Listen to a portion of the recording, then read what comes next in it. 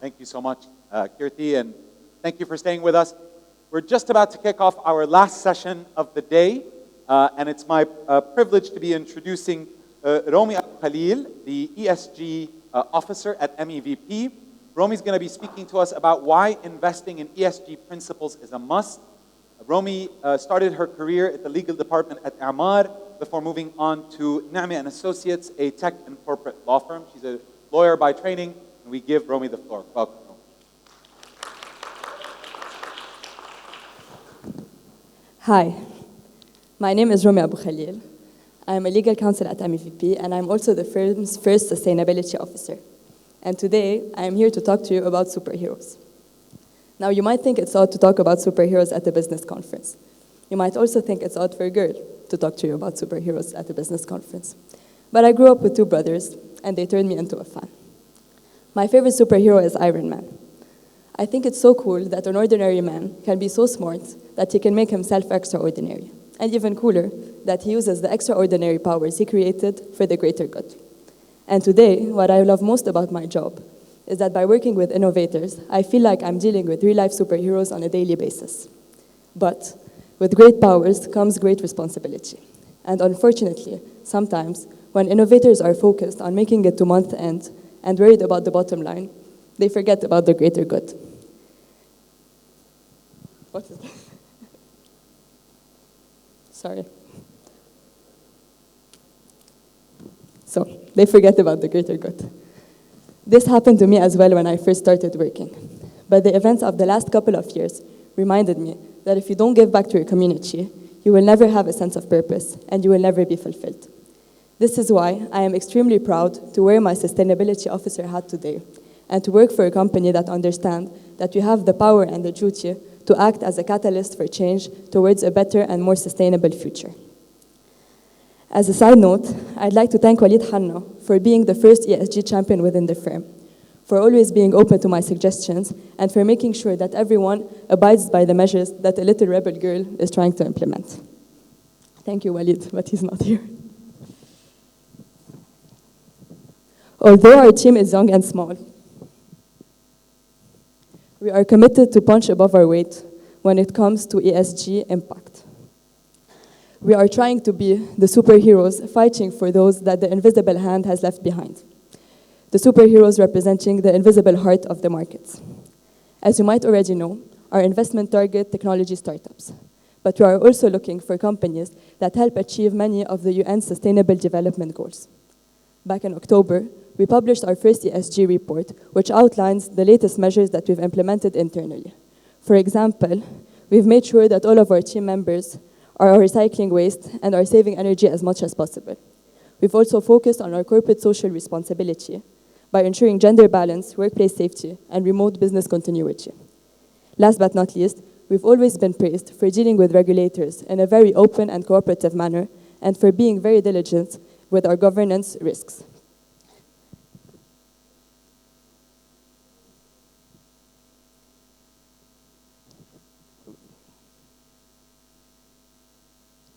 We are constantly trying to do better in terms of ESG compliance, and our next goals include implementing rules for whistleblower protection, having more women at management level, hiring people of determination, implementing purification processes. We will also be taking ESG factors into consideration for our future investments, and we will be asking our portfolio companies to send quarterly report on certain ESG metrics.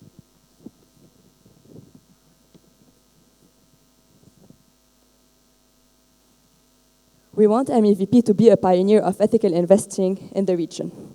I hope that my words today will encourage you to join the journey. And if encouragement and inspiration don't do the trick, I'd like to tell you that I firmly believe that even if a company is making outsized profits today, if it's not managing its ESG risks and opportunities properly today, it is at risk of failing in the near future. ESG factors are not disconnected from business fundamentals. They never were, and it's becoming increasingly clear that they never will be. This misconception that you can either make money or save the planet is simply bad framing. The world is changing fast, and ESG factors are starting to shape consumer preferences and changing the game for businesses. By laying an ESG foundation and applying circular principle, you are not only securing a more lasting success, but you are also making sure that you will thrive.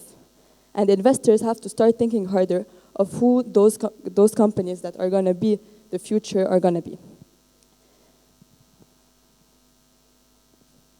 These companies will find simple and smart ways to reduce costs and risk on one hand, and also to leverage the opportunities that are available on the other.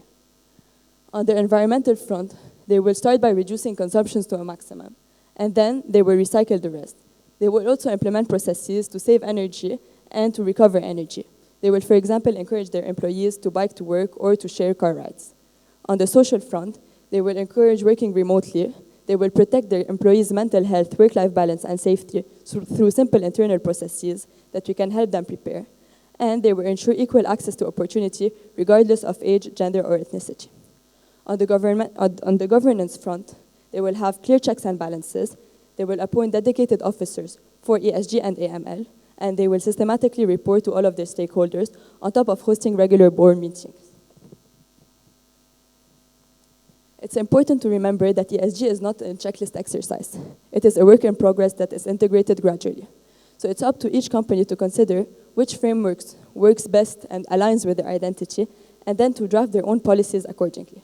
We are of course happy to help throughout the process and to share guidelines and recommendations with those who are interested.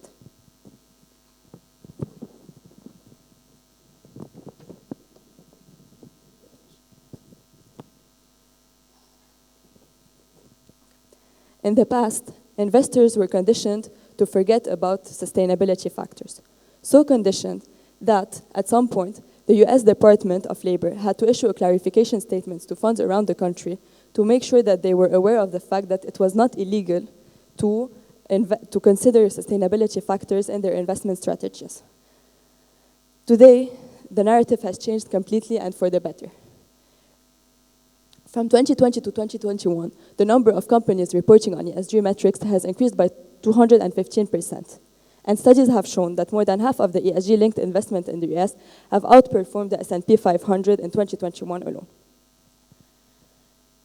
It's important to know that the best companies, the best investments today are committed to implementing ESG measures, and they are doing it.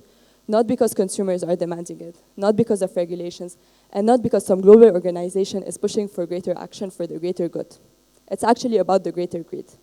Today, there is an enormous amount of funding available for startups, and these funds could be yours. But this enormous amount of capital might be stuck with the mentality that profitability and sustainability do not go hand in hand. Well, today it's time we eradicate this notion of a trade-off between these two notions. There is no trade-off. You can easily have it both ways. So I please ask every founder that is here today to think of what they want their company to stand for, and to actually go and take the steps that are required to turn their businesses into ones that we would be even more proud to say that we invested in. And thank you.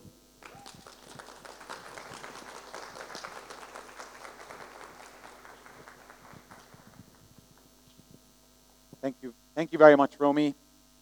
This brings us to the end of our day.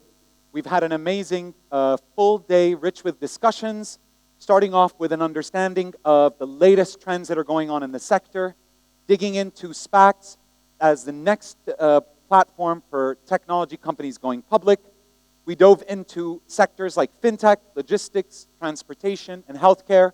And then we welcomed amazing speakers from Stripe, Facebook, and AWS, and wrapped up with the importance of being really purpose-driven, especially as the youth come in today to demand a more purpose-driven world. I thank you all for joining us and for staying here until the end, and we look forward to seeing you hopefully next year. Thank you so much.